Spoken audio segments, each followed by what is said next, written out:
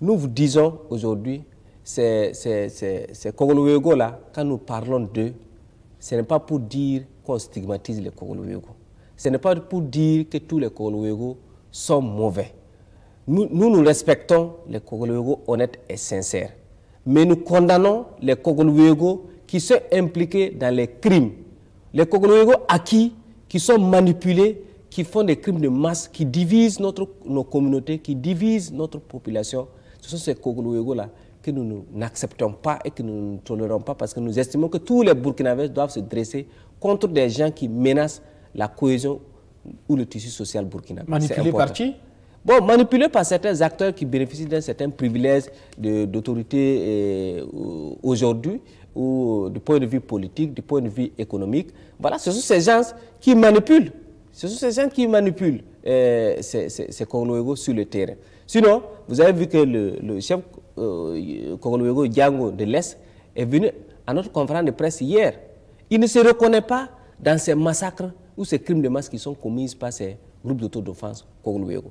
Et il y a beaucoup de Koglo qui ne sont pas d'accord avec ce qui se passe. Il y a beaucoup d'autres groupes d'autodéfense aussi qui ne sont pas d'accord avec ces crimes de masse. Donc, qu'est-ce qu'il faut faire? Aujourd'hui, nous sommes ouverts à tous les Burkinabés qui sont vraiment indignés et qui sont vraiment sincères pour lutter pour la justice, pour une véritable république dans notre pays. Parce que c'est de ça qu'il s'agit.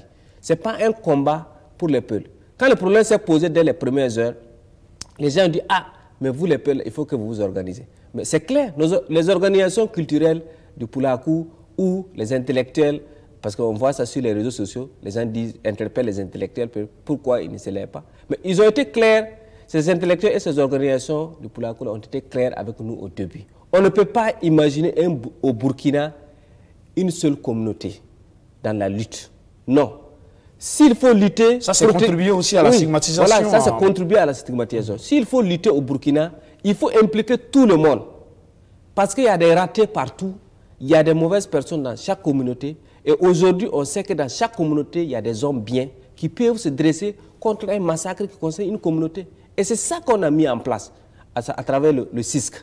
Le CISC, c'est un produit pur, d'une réflexion profonde qui a été menée par tous les acteurs sans distinction ethnique pour pouvoir vraiment faire face à la situation actuelle. Et aujourd'hui, c'est les peuples. Demain, ça va être quelle communauté? Parce que la question, justement, il y a ce caractère sensible du problème qui fait qu'on a peur de l'aborder frontalement, au risque aussi d'être taxé, d'être un acteur donc, de friction de la cohésion sociale. C'est aussi ça tout le problème de cette question communautaire.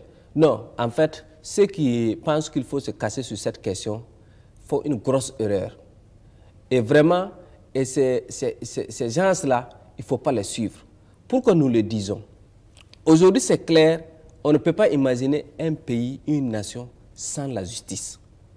Parce que celui qui veut la paix, la cohésion sociale, là, mais doit comprendre que l'arbre de la paix là, est arrosé par l'eau de la justice. On ne peut pas imaginer la paix, la cohésion sociale sans la justice.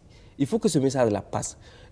L'autre élément qu'il faut prendre en compte, ce n'est pas en cachant la vérité, ce n'est pas en trafiquant la vérité, ce n'est pas en protégeant les criminels, ce n'est pas en habillant la communication pour faire semblant qu'on va sauver ce pays.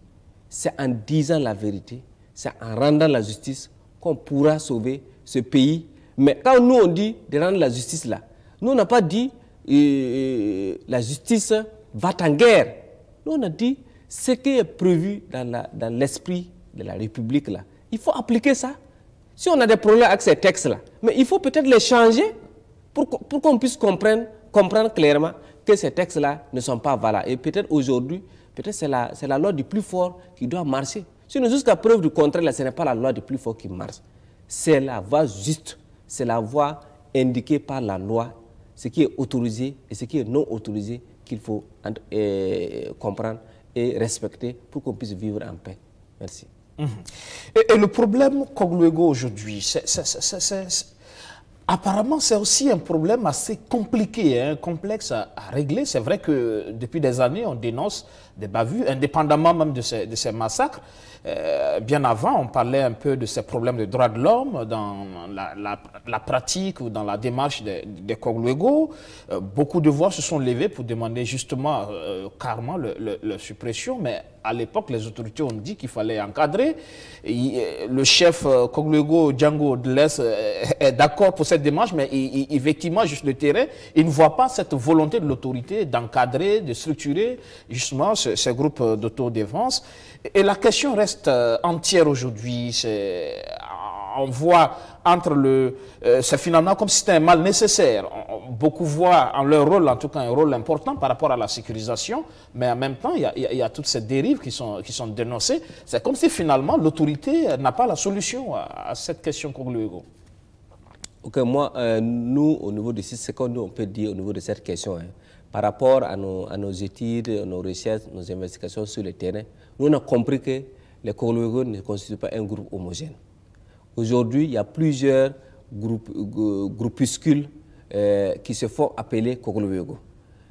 Mais ces groupuscules-là, vraiment, ne sont pas dignes ou ne respectent pas, en tout cas, le qualificatif Kogluego que les gens connaissaient depuis le début et qui luttaient contre les voleurs, les bandits et qui sécurisaient au niveau local. Ces groupuscules ont évolué parce qu'ils ont travaillé aujourd'hui à enrôler beaucoup d'anciens délinquants, d'anciens assassins irrépentis, de colporteurs de la violence. Et aujourd'hui, ces groupuscules qui comportent la plupart des délinquants criminels là, aujourd'hui sont en train de tuer les populations burkinabées. Et il y a certains Kogluego, comme Django l'a dit hier, ils ne sont pas d'accord avec ça. Parce que quand on ne respecte pas la loi, finalement on va où? Mais l'autorité aujourd'hui a joué aussi sur la division de ce groupe. Parce que comme c'est un groupe qui est organisé, et que vous voyez, en fonction des jeux politiques, en fonction des appartenances de partis politiques, aujourd'hui, chacun tente d'avoir des militants dans chaque entité. Et aujourd'hui, si tu n'es pas du côté de X ou Y, tu es facilement stigmatisé et tu es combattu comme étant quelqu'un qui ne peut pas être utile à cette lutte. Donc, ceux qui sont manipulés aujourd'hui et qui sont armés aujourd'hui et qui endeuillent nos populations et qui ne sont pas arrêtés, mais ils bénéficient de la protection peut-être de certains hommes forts. Voilà pourquoi peut-être ils ne vont pas en justice, ils ne sont pas condamnés. Ça, il faut l'admettre. Sinon, les Kogluego, c'est vrai, ça émane des populations au niveau local. Mais aujourd'hui, il y a des Kogluego qui se sont imposés aux populations au niveau local. Et puis certains même sont devenus des forces expéditionnaires. Parce que quand quelqu'un quitte Komissiri ou Zorgo ou Boulsa pour aller parcourir 200 km au moins pour aller intervenir à Nagari ou à Natiabouani comme ils l'ont fait le 25 novembre 2019, pour aller faire des actes criminels, tuer des populations pour leur appartenance ethnique, nous estimons que ces forces-là, ce sont aussi des terroristes. Donc, voilà pourquoi aujourd'hui nous distinguons deux grands groupes de terroristes. Il y a les terroristes dits djihadistes, entre guillemets, et les terroristes aujourd'hui Kogluego, qui massacrent aussi les populations au même titre que les terroristes.